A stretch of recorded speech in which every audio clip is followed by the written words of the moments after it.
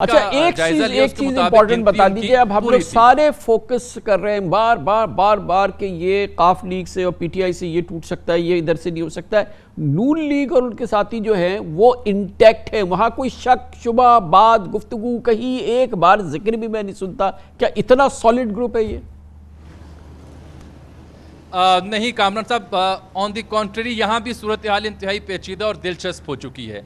ज़हीम कादरी साहब, उनकी अहलिया हैं ख़वातीन की नशस्त पर, उज़्मा कादरी, उनको आज कोविड पॉजिटिव डिटेक्ट हुआ है।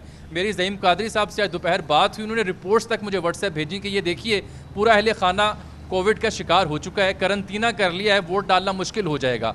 गो के शाम के वक्त हमें लीगी हलकों में से कुछ लोगों ने कहा कि यकीनी बनाएंगे वो भी वोट कास्ट करें। अब पता नहीं वो कौन सी टेक्नोलॉजी है जिसके ज़रिए वो कोविड पॉजिटिव होने के बावजूद वोट कास्ट करेंगी। एक और ख़बर ये भी है कि जिस 5 सितारा होटल में क़याम कर रखा है इन अरकान ने, वहाँ पर मेरी इत्तला ये है कि कमरा नंबर 1 भी है।